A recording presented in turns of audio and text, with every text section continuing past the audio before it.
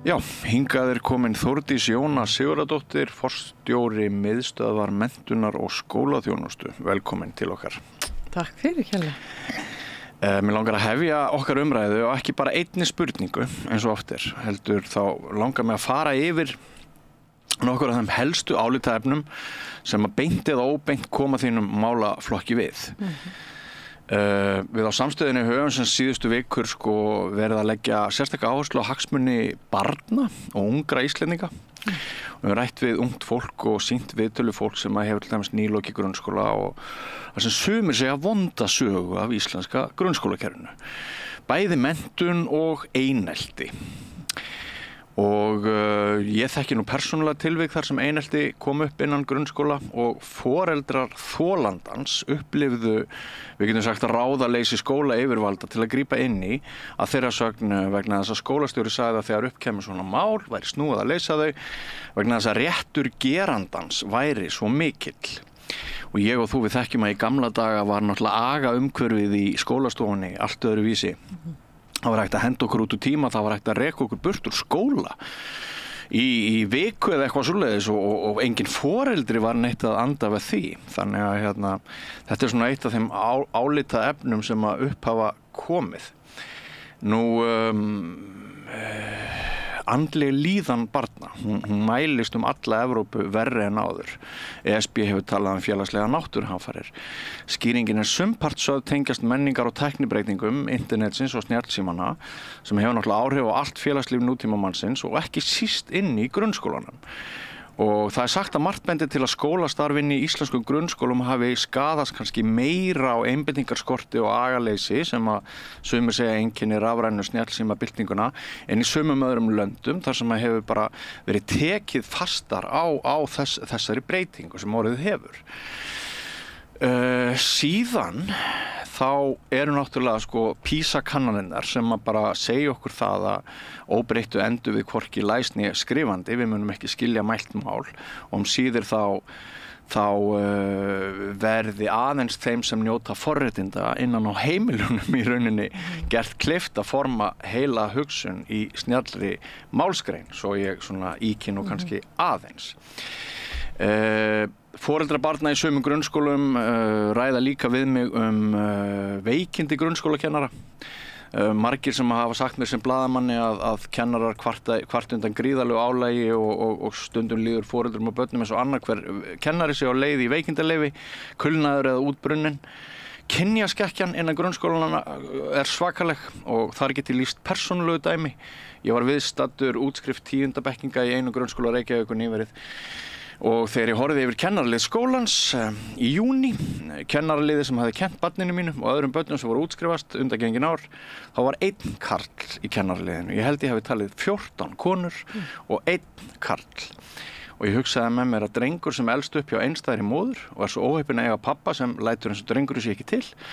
Það styttist í að hann geti tekið doktorsgráðu í íslenska menntakerfinu án þess að sjá nokkru sinni fullorðnum karlmanni bregða fyrir innan veggja menntastofnana.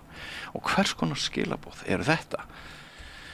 En ég minntist aðeins á vísa á PISA áðan og við höfum náttúrulega tekið eftir því hvernig Morgunblaðið hefur herjað á í rauninni veikleika kerfisins í sumar. Sumir telja að það sé upptaktur af því að blaðið sé að tala röddu þeirra sem vilja bara einkavæða grunnskólakerfið. Ganga alla leið, þetta kerfi sé meira og minna ónýtt. Við sjáum það á tölum og gögnum. Og það náttúrulega þekkt leið að eyðileggja opinber kerfi ef við viljum einkavæða þau. Fyrst eyðileggjum við þau, rýrum traust almennings til þeirra og svo einkavæðum við þau. Þannig að ég ætla hér á eftir að fá að vita þína persónulega skoðun á því hvort við eigum að breyta rekstrarformi skólana. Þetta svona, ég fer að verða búinn á þessum punktum sem ég búinn að taka saman En mér langar náttúrulega að benda á það að auðvitað vitum við að margt hefur jákvætt þróast í skólastarfi síðan við vorum ung, krakkar með heilkenni, raskanir, bara lesblindur nemandi sem áttu að hættu að vera barinn reynilega inn í skólastofunni fyrir hortugheit fyrir nokkrum áratugum. Hann fær greiningu núna, sérstakan nálgun og gengur vel í skólanum. Það alls konar bragabætur sem að hafa mætt sumum en skólinn sem jöfnunartæki virðist samt sumpart í ákveðinni kreppu. Ég hef verið þingfréttaritari samstöðarinnar frá áramótum og margir þingmenn hafa sett á dagskrá að þeir sjá ekki skólinn sé það jöfnunartæki sem hann var út af því hvernig nemendahóparnir eru núna samsettir. Það fari sumir benda á að sko foreldrarnir hafi mest það að segja hvernig nemendum gangi núna innan grunnskólans og þá náttúrulega skólinn ekki jöfnunartæki, heldur snýst þetta bjargir foreldrarna, hvort foreldrarnir eru menntaðir, góðir einkakennarar heima á heimilunum og það mjög mikið talað þá bekki og þá skóla sem eru kannski með 60-70% nemenda sem að tala íslensku ekki sem fyrsta tungumál. Að orkan hún fer náttúrulega þá í eitthvað annað en það sem hefðbundi kennslustarf ætti að fara í. Og svo eru margir sem lýsa sérstökum áhyggjum af því hvað við erum með fáa afburðanemendur samkvæmt könnunum. Þannig að sko eins og þú heyrir á þessari upptalningu og því miður þá gæti ég haldið áfram klukkutími saman þá sú staða uppi að mjög margir Íslendingar hafa mjög miklar áhyggjur af því sem að gerast inn í grunnskólanum og mér langar svona eftir að hafa nefnt þetta við þig hér í upphafi þá langar mér til þess að biðja þig að taka það út sem að þér finnst varða mestu að ræða af því sem að ég taldi upp og hvaða leiðir þú sérð þá til þess að bregðast við og bæta. Ef við byrjum þar. Einmitt. Bara takk kærlega fyrir að taka þetta saman. Ég bara tengi við alla þessa punkta sem þú ert að nefna hérna og þetta eru verkefni sem er framundan.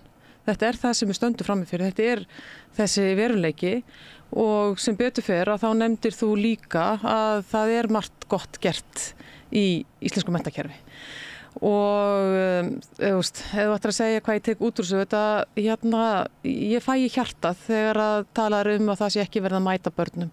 Ef barn þarf að þola einelti og fær ekki þann stuðning sem þarf til þess að komast yfir það og vinna úr því, að það ekki í boði. Það bara ósköp einfalt og það var stofnað svokallað landsteymi sem var einmitt ætlað að aðstoða skóla, foreldra, börn, kennara, bara hvert sem til þess að fara inn í þessu erfiðu mál og tryggja það að fólk fengi ekki einhver svona einföld skilaboð að þetta væri nú svo flókið, þetta væri svo erfitt og það fólk ætti nú bara sætt sig við þetta. Já, það þetta einskismannsland, sko, þetta limboland sem foreldrar barna sem eru lögð í einelti ræða að þau upplifi. Einmitt. Og það á ekki að þurfa að vera lengur þannig.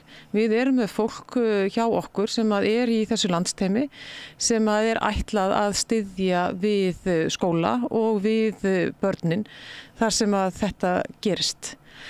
Og síðan erum við líka með farsældarlögin sem má ekki heldur gleyma. Það þetta tiltölulega nýtt og svona sveitarfélög eru að æfa sig í því að það að þegar að börn þurfa fjölbreytta nálgun og fjölþætta nálgun frá ólíkum kerfum að þá eigi það að gerast án þess að það sé eitthvað verið að velta því fyrir sér. Það bara réttur barnsins að fá þá aðstöð og fá þá þjónustu sem að það á rétt til því að sem betur fyrir að þá lagaleg staða barna á Íslandi gríðarlega sterk. Þannig að það sem við þurfum að gera þá bara æfa okkur í að uppfylla þessi lög og standa með börnunum okkar. Þannig að það svo, eins og þú segir, þegar að við horfum svona yfir svið og veltum okkur fyrir okkur, hvernig eigum við þá bara að byrja á því að fara að nálgast þetta verkefni? Ég hugsa ég hafi sem blaðamaður heyrt á tugum eineltismála þar sem foreldrarnir sögðu eina úrræði sem ég hafi því var að taka barnið úr skólanum og flytja það. Það náttúrulega óboðlegt. Nei, það bara algjörlega óboðlegt. Og það sem að við getum bara farið aftur í tíman sem nú oft stundum svona pínu hjálplegt þó að stundum maður gleymir sér aðeins þar. Ég ætla að gera það bara mjög hratt. Það var tekin í ákvörðun að flytja skólana yfir til sveitarfélagana og ég held að sé nú ekkert af okkur sem að myndu nú vilja taka það ákvörðun tilbaka því það gott að þjónustan sé nálægt fólkinu. Á sama tíma að þegar að sú ákvörðun var tekin þá var ákveðið að taka út nánast alla miðlæga þjónustu og í löndunum í kringum okkur Hvers vegna var það ekki? Það bara ofsalega góð spurning. Ég held að einhver leyti þetta bara gert á þeim tíma sem að hugmyndinu samkeppni var þótti mjög góð. En var þetta ekki líka kannski bara vegna þess að það skorti fé? Af því það fé var til staðar, sko, en ég veit ekki, það var verið að setja peninga í það, þannig að kannski, ég þetta verða viðurkenna, það eru kannski aðri betri til þess að útskýra af hverju. Þetta var allavega niðurstaðan. Það voru til, sko, fræðslumiðstöðvar sem voru miðlægar og eins og ég segi, bara alls staðar í kringum okkur, þá eru svona sterkar stofnanir, eins og mín stofnun sem er þessi nýja stofnun Miðstöð menntunar og skólaþjónustu, þar sem að verður til á einu stað bara mikil þekking það hvernig best að haga ákveðnum málum og við þekkjum það hér á Íslandi þegar að sveitarfélögin fá þetta verkefni í hendurnar að þá eru þau gríðarlega misjöfn. Við erum að tala um sveitarfélag sem er ekki einu sinni með skóla yfir í það að vera með nokkra nemendur og Reykjavíkurborg sem er sko 1/3 af 30% af öllum börnunum.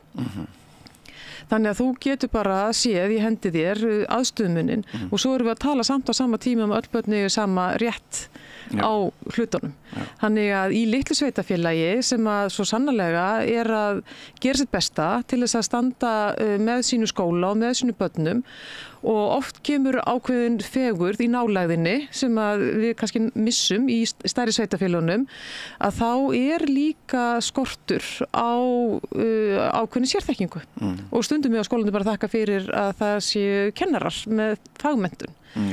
Þannig að það sem við erum að sjá fyrir okkur er að verða betri í að læra hvort af öðru þannig að við séum með bestu mögulegu vitneskju hvernig hægt er að mæta þessum áskorunum eins og bara til dæmis eineltismálunum.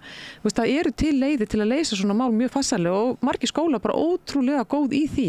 Þannig ef einhver skóli sem að segir að þetta sé eitthvað ógerlegt þá vitum við betur og getum hjálpað. En persónufrelsi einstaklinga og einstaklingshyggjan hefur náttúrulega, þessu hefur aukist mjög ásmegin að foreldrar, börnin okkar eru einhver svona allsherjar gimsteinn sem við viljum ekki að neitt kerfi hrófli við.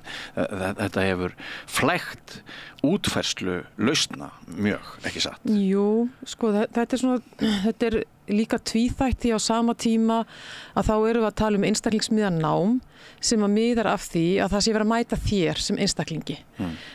Þannig að við þetta viljum halda í það líka, það sé ekki bara hér er bara ríkisskráin og ef þú kannt þetta þá er allt gott en annars áttu bara ekki möguleika eins og við munum alveg eftir þegar fólk féll í samræmduprófunum að þá bara átti fólk enga möguleika, fólk getur bara að fara að leita sér að vinnu. Já, það var hennilega þannig. Og það er ekki falleg skilaboð, því að það segir ekki til því hvað þú færð á samræmduprófunum, hvernig manneskja það ert eða hvaða möguleika þú átt að hafa. Þannig að við erum að, og svo bara, ef einhver staðar sést hvernig samfélagið okkar er og hvernig samfélagsþróun hefur átt sér stað, þá er það í kennslustofunni. Ég minntist aðeins á þennan kynjahalla og þessa útskrift í sumar, 14 konur 1 karl. Hvers vegna fór svona? Þegar ég var krakki, þá voru grunnskólakennararnir í sveitarfélaginu mínu, það var sátt í öllu sveitarfélaginu held ég það að þarna var gáfaðasta fólkið. Og það þótti eftirsóknarvert að vera grunnskólakennari. Það voru fleiri karlar en konur.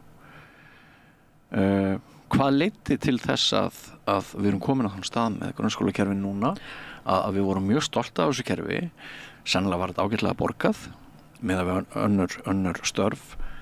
Hvað gerðist á þessu ferðalagi? Eitt sem gerðist sem er mikilvægt að hafa í huga er að grunnskólinn varð einsettur. Áður þegar það var tvísetinn að þá voru og sérstaklega karlkennar á þeim tíma voru á tvöföldu launum. Þeir kenndu þess að fyrir hádegi og eftir hádegi og það var þess að tvöföld vinna. Og það var kannski sjaldnar á þeim tíma að konur væru í þeirri stöðu. Þannig að það sem gerist er það að þegar á skólinn er síðan einsettur sem ég man ekki nákvæmlega hvaða ár það gerist, að þá verða launin miklu lægri og sérstaklega fyrir kallana. Já, og við vitum að karlar halda konum niðri í ákveðnum kvennastéttum, hjúkrunarfræðingar, kennarar. Þetta eru geira þar sem að laun eru oft lægri en í öðrum samfélagsgreinum. Og þau urðu sem sagt, og ástæðan fyrir kannski að kalla héldust þó þetta lengi inn í kennarastéttinni var það var hægt að fá sér góð laun með því að vera á tvöföldu launum og svo fenguðu þið svo oft vinnu á sumrin, fór á sjó og eitthvað svona allavega þar sem ég ólst upp sko. Þannig að þetta var bara þetta voru sérstaklega karlmenn sem bara höfðu mjög gott og ég elst upp í sama veruleika og þú veist það er bara mikið af karlkynskennurum og skólastjórinn og allt þetta. Þannig að samfélagi okkar hefur bara breyst gríðarlega mikið. Á sama tíma að þá er þetta starf gríðarlega erfitt. Mjög erfitt. Og það tala nú ekki þegar að við erum ekki að veita þann stuðning sem þarf. Þú ert að mæta, þú ert með skólastofu, kennslustofu, þar sem að þú ert með hluta börnunum sem tala ekki tungumáli, hluta börnunum með fjölbreyttan taugaraskanir og þú ert bara að vera sérfræðingur í öllu. Já, enda samanber þetta sem ég nefndi áðan með veikindadagan og álagið og kulnun og svona, er hún ekki meiri í þessum geira heldur en mörgum öðrum starfstöðum? Hún er allavega töluvert há, það verður bara að segjast eins og er og það er ekki af því að fólki langi til þess sko. Nei, en svo heyrir maður líka að kennaranámið hafi verið gengisfellt. Það hafi nú verið lengt, er það ekki samt? Jú, 5 ár. Já, það var 3 ár, það fyrir 5 ár, en svo heyrir maður líka að sko Íslendingar hafi það náttúrulega verið til svona markas- og peningahyggja mikil áhersla á kapital og mörguleiti bendir margt til þess að við höfum farið frá dygðum og inntaki lífsins yfir í efnishyggju og yfir í það sem að kannski gerir þér erfiðara fyrir með að finna inntak og raunverulega hamingju í lífinu.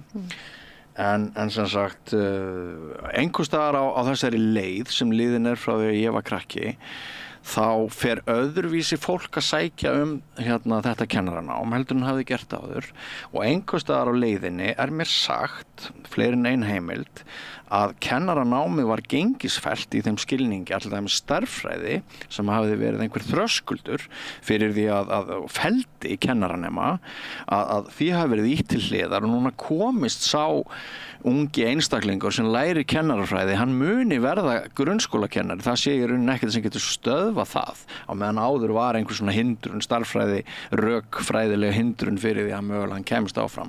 Er þetta satt eða logið? Ég verð bara eiginlega að passa pínulítið á þetta. Ég þekki ekki alveg nógu vel nákvæma uppbyggingu í kennaranáminu, veit þó samt sem áður að kennarar í dag þurfa að læra mörgu sinnu fjölbreyttari þætti heldur en áður og Allir þessi hegðunar þættir, samskipta og til dæmis, bara gríðarlega mikilvægt, þú veist. En inntaki sjálft menntunin, hvað verður hana? Já, það er alveg klárlega að vera að leggja áherslu á hana og hugsanlega er það þannig að ef þú ætlar ekki að vera stærðfræðikennari, þá er kannski ekki endilega verið að refsa þig þá fyrir það að vera ekki góður í stærðfræði, ég veit það ekki. Þannig að þá ef þú ert með, þú veist, aðra styrkleika og ert að kenna þá. En þá komum við aftur að því að þú nefndir sem galla á samræmdu prófunum, að þegar þú hafðir fallið á samræmdu prófunum þá komst ekki inn í framhaldsskóla og þú bara fórst að vinna í fiski. En kosturinn við samræmdu prófun sem við tókum í 9. eða 10. bekk var sá að þú vissir að þau voru framundan og þú þurftir að leggja á þig og þú þurftir að sýna sjálfreiðar aga og dugnað til þess að komast á þennan stað og þú fékkst mælingu og þú vissir hvað þú gast með hátt. Þannig að allt hefur sína kost og galla, er það ekki? Já, það er bara klárt mál, það hefur allt sína kost og galla. Og eitt af því sem að er kvartað undan núna, við getum aðeins tekið þá umræða líka varðandi samræmt mat og samræmt próf. Og í dag er allavega svona á höfuðborgarsvæðinu af því að þar eru skólar sem að mörgum langar mjög mikið í og þú þarft virkilega að leggja þig fram til þess að fá inngöngu í þeim skólum. Já. Þannig að þessi hvati er nú alveg til staðar á mjög mörgu leyti að það sé að það er samkeppni plássin og þannig að nemendur í grunnskóla, þú veist, vilja heilt yfir útskrifast með háa einkunn.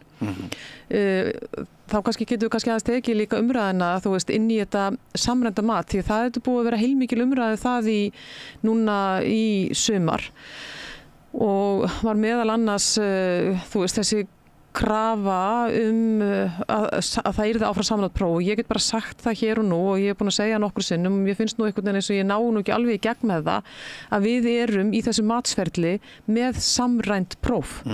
Börnin eru öll að taka sömu prófin. Þannig að þau verða áfram samræmt, þannig að þá geta foreldrar séð hvar stendur barnið mitt miðað við landsmeðaltal og það sem skiptir mestu máli er hvernig eru framvindan hjá barninu.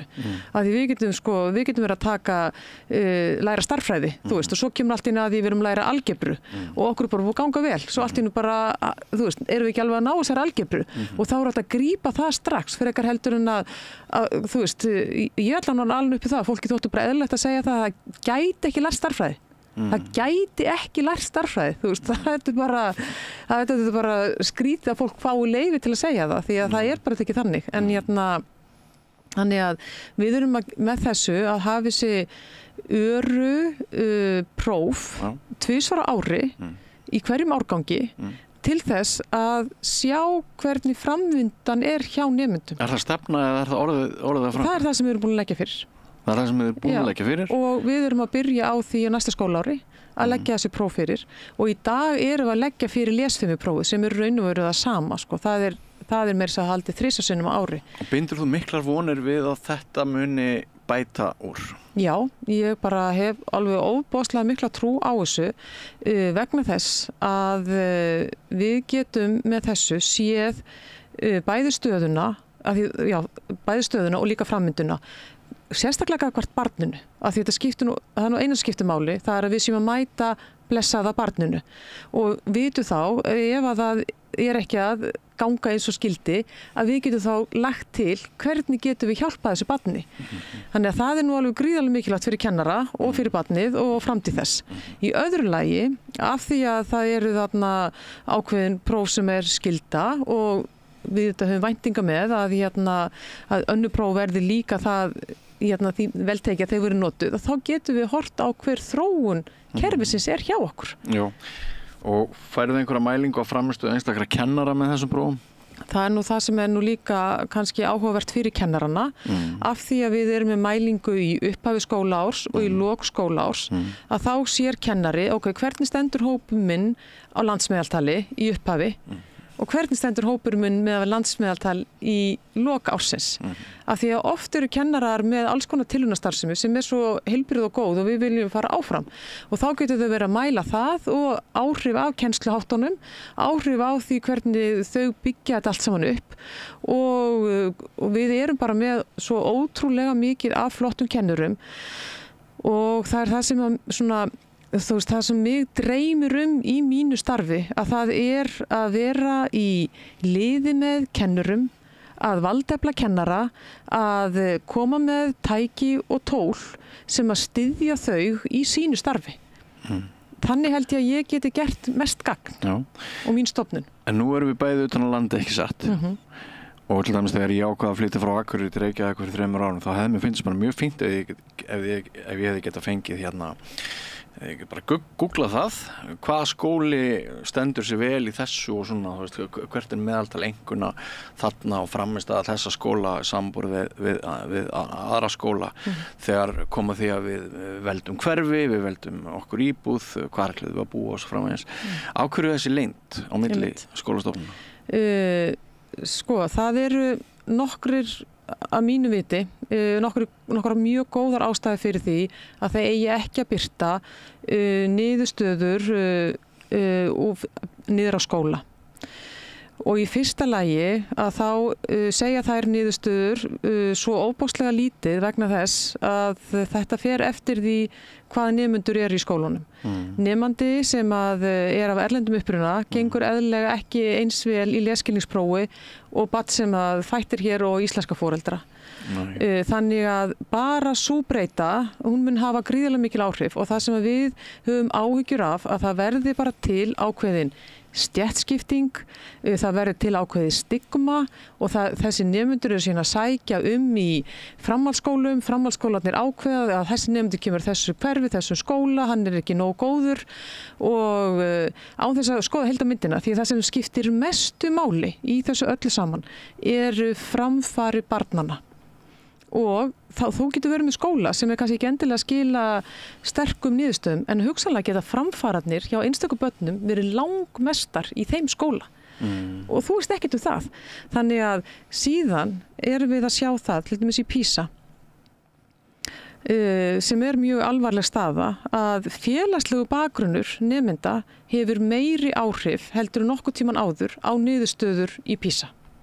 Já. Það þýðir það að þú ert þá að fara að ákveða að með því að vera að bera saman skólana að þá getur orðið ákveðin verðbólga, svo ég noti það nú skemmtilega orð sem við Íslendingar elskum, það getur orðið verðbólga í því og ákveðni skólar svona einhvern veginn settir á stall og íbúðaverð þar verður dýrt og þegar er verið auglýsett í kennurum, hugsanlega verða þeir skólar vinsælli. Við erum bara á þeim stað að við getum fara að búa til bara óbáslega mikla misskiptingu og við erum sem betur fer á þeim stað að þetta er ekki alveg orðið svona. Þannig að okkur langar til að halda í þetta og það verði frekar öflugt innramat sem eigi sér stað í skólanum, ánægja foreldra, ánægja nemendur líka spurð, auðvitað verða sveitafélögin að hafa þessu upplýsingar það hvernig hver og einn skóli er að standa sig. Við viljum vita þetta því við viljum koma inn með stuðning og koma með aðstoð inn í þessa skóla. Þetta er bara já, en ég mun ekki ráða þessu. Þú veist, ráðherra getur bara birt þessu upplýsingar. Út milliliður almennings og stjórnvalda. Já, þannig að þú veist, ef að mér er falið að birta þetta, þá mun ég alveg sjálfsögðu gera það. Og þetta er í raun og veru pólitísk spurning sem ég er að hafa skoðun á. Já. Sem er ekkert alltaf gott. Ég get alveg fengið ráðherra sem breytir þessu. Ég held að fólk sinni stöðu verða að hafa pólitískar skoðanir. Já. Ég ætla að deila þessari skoðun með ykkur. Já, en sko, mér langar að segja þér eitt. Mér langar að, ég eignaðist mitt fyrsta barn árið 1990 og mín ævi hefur verið svo mikið kaos að það má segja að ég hefði 8 börn í leik- og grunnskóla frá 1990 til ársins sem nú er að líða, 2024. Og mér fannst skólinn sem jöfnunartæki virka miklu betur. Mér fannst þessi félagslega staða ekki að hafa jafn mikið að segja ef ég skoða tímabilið 1990 til 2005-10 heldur en núna síðustu 15 árin. Og ég byggi það að hluta til á því að þá var samsetning nemendahópsins, hún var önnur heldur en hefur síðan orðið. Einsleitari. Ég hef núna 8 börn í grunnskóla þar sem hlutfall nemenda sem töluðu íslensku sem annað tungumál var held ég á milli 55 og 60%. Og það segir sig sjálft að þá reynir kannski meira á heimilin. Og það eru einmitt heimilin sem að munu þá, eins og ég nefndi áðan í inngangnum, eða þessum aðfarar orðum, að hver góðir kennarar eru inn á heimilunum, hver mennta er fólkið inn á heimilunum. Þarna held ég að sé að verða til mjög alvarlegur ójöfnuður. Og margt skólafólk segir mér líka að þessi ójöfnuður verði til vegna þess að með hugmyndinni skóli án aðgreiningar hafi aldrei fyllt það fjármagn sem hefði þurft að fylgja. Og þetta gæti verið ein stór ástæða fyrir þessum PISA-mælingum, en þetta gæti líka verið bara ein ástæða fyrir því að börnum líður ekki nógu vel, og þetta gæti sannarlega verið ein ástæða þess að Íslands samfélag stefnir ekki eins vel eins og við vildum sjá það stefna. Og sko, er einhver í ráðuneytinu að ávarpa þessi álitaefni með róttækum hætti? Mér finnst ráðherra vera að gera það. og ástæðan fyrir því að þessi stofnun sett á laggirnar til að styðja við skólasamfélagið, til þess að kennarar getur betur mætt þessum áskorunum og akkurat til þess að menntakerfið verði það jöfnunartæki, þetta stæðsta jöfnunartæki sem við eigum. Ef það virkar. Ef það virkar. Og þetta allavega tæki og við getum beitt rétt. En til þess að það sé, þá verðum við, eins og þú sagði réttilega, það var sett á laggirnar skólan aðgreiningar og því fylgdi ekki fjármagn né innleiðing á því hvað þetta þýddi og hvernig þú ættir að mæta þessu. Þannig að þegar við erum að segja að kennarastarf sé erfitt, það út af þessu að kennari mætir í skólastofunni svo ótrúlega fjölbreyttum áskorunum og við þurfum að horfast í augu við það, við þurfum að mæta þessu og þar getur stofnunin sem mér falið að leiða komið inn í með miklu öflugurum hætti, en til þess að ég geti gert það, þá verði ég að vita hver staðan og ég þarf að geta mælt árangur af því sem við erum að gera. Og þar erum við að innleiða nemendagrunn sem heitir FRIGG. Við til dæmis á Íslandi erum með skólaskyldu, svo höfum við ekki hugmynd það hvort öll börn séu skóla eða ekki. Það síðan bara sveitarfélag sem heldur utan sín börn og einhvern veginn hringsóla í þessu kerfi 400-600 börn á ári. Sem ekki skóla. Og þannig að, við þurfum að... Tengist það því sem kallað skólaforðun endilega? Eða? Bæði, það bæði skólaforðunin en líka bara að börnum haldið frá skóla. Já, það bara þannig. Já. Það bara til dæmi það. Og auðvitað trúi ég því að stærsti hluti þessarar tölu séu börn af erlendum uppruna. Það fer gríðarlega mikil vinna í að finna þessi börn, að vita hvar þau eru. Þannig að við erum að setja þennan grunn og í þessum grunni þá munum við fylgjast líka bara með, barnið með greiningu, hvaða úrræði er verið að grípa til þess að aðstoða barnið, fylgjast með þessum mati sem kemur úr matsferlinum og öllu þeim prófunum. Þannig að líka þegar barn fer á milli skóla eins og þú ert búin að vera að gera, að þá viti kennari betur, bara hver sagði þessi barn, þurfi ekki að eyða kannski hálfu vetur bara í að kynnast barninu og vita hvað það stendur, heldur að það fylgi meiri upplýsingar barnið og þannig að við erum að fara bara í þessa stafrænu vegferð fyrir menntakerfið og á sama tíma að gera það sem við getum til þess að byggja upp stuðningslausnir og að finna út úr því með kennurunum.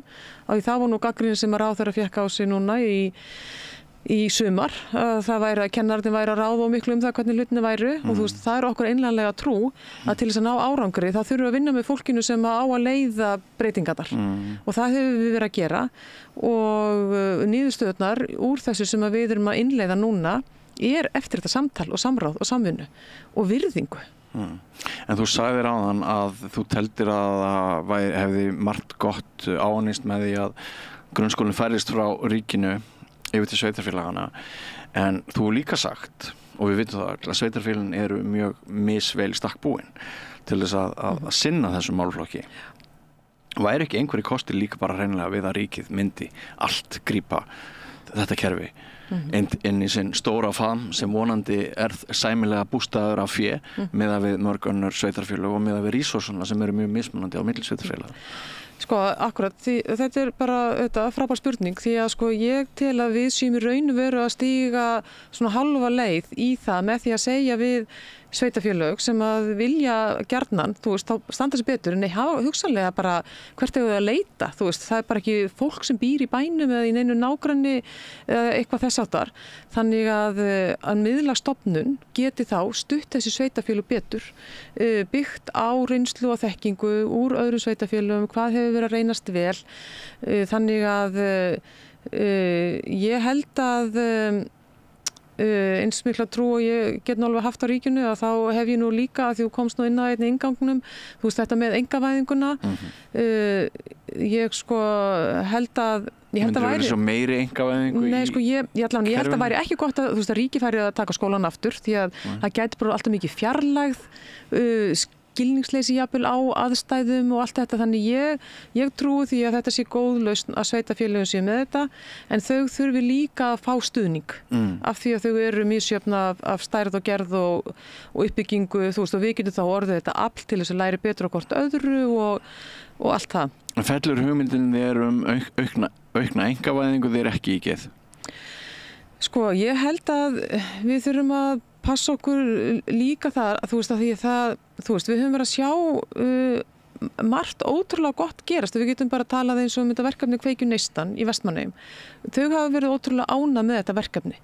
Þetta er ennþá tilraunaverkefni og er það svo sem þetta er ekki einkavæðing á skólunum, en það er svona, kemur svona kraftur frá einstaklingum. Lýstu í einu orði út á hvað það gengur?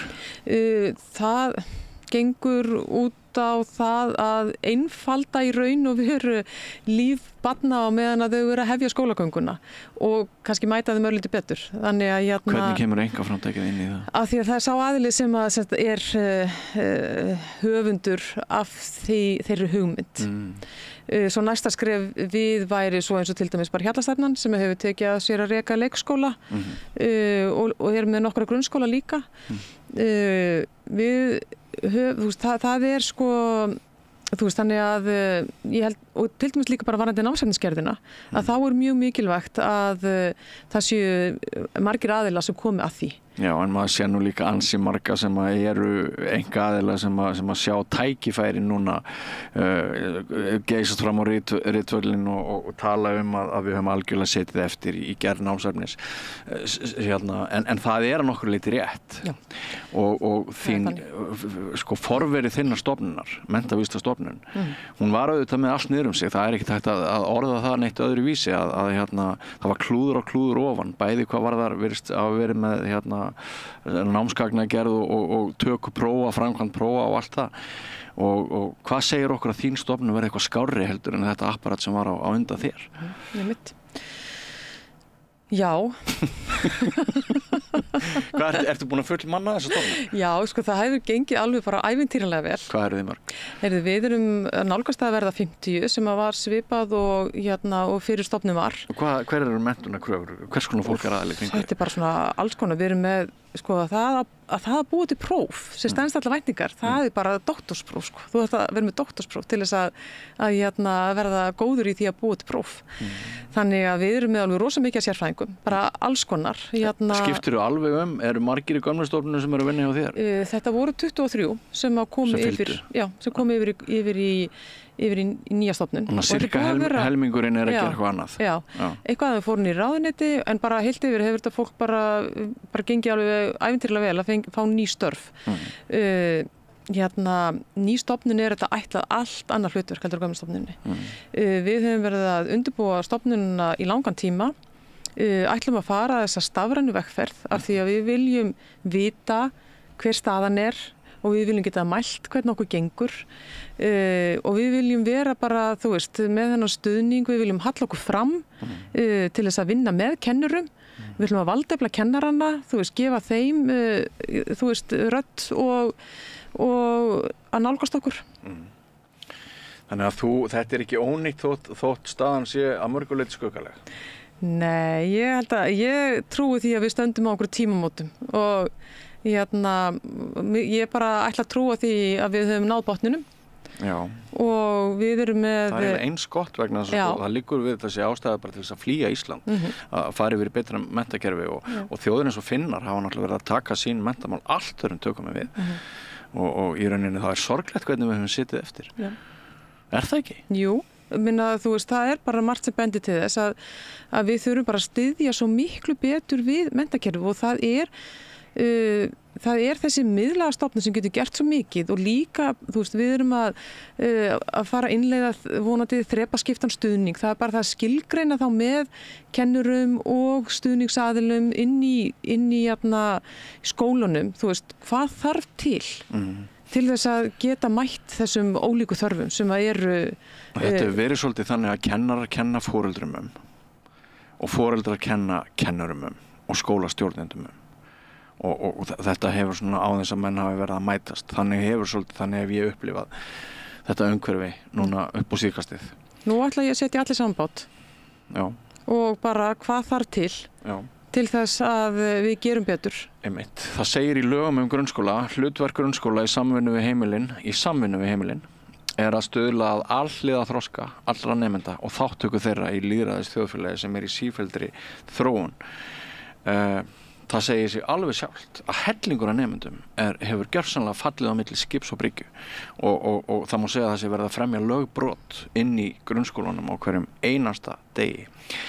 Þá skal grunnskóli leitast við að haga störfum sínum í sem fyllstu samræmi við stöðu og þarfir nemenda og stuðla að alhliða þroska, velferð, farsæld og menntun hvers og eins. Þetta er bara rugl. Þetta er ekkert smára. Nei, þetta eru mikil orð, en sko veruleikin er hvergi nærri þessu. 40 mínútur, fara kannski einhverja 3 til 5 einstaklinga. Allir einir fá lítið fyrir sinnsnúð. Við rétt innbröðum á því áðan hver fáir afburðanemendur verða til hér á Íslandi núna. Ef við skortir leiðtoga til framtíðar fyrir þjóðfélag, einangraða eyju lengst norður í Ballarhafi sem er ekki einu sinni með belti og axlabönd eins og ESB, þá getur maður rétt ímynda sér sko, hvað getur farið illa fyrir okkur.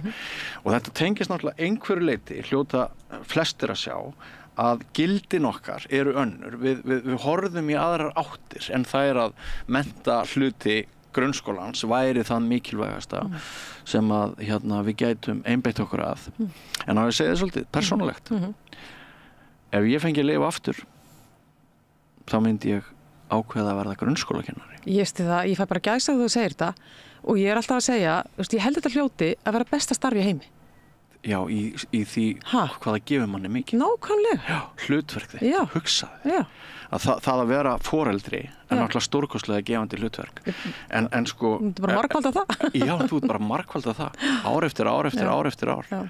Og í rauninni hvað bara börn eru yndisleg en viðkvæm og hvað við höfum ekki verið nógu góð við þau. Nei. Og við höfum ekki verið nógu góð við íslenskar fjölskyldur og ég vona það að þér takist að rífa þetta kerfi upp á rassinum. Mér finnst gott hjá þér að fara ekki í vörn þegar ég flutti þarna all stríðan ingang og það er kannski byrjunin á betra samtali og nýrri framtíð að við séum ekki alltaf að neita því sem að flestum mætti vera augljóst. Eru þú sammála það? Algjörlega. Bara takk fyrir að sjá það.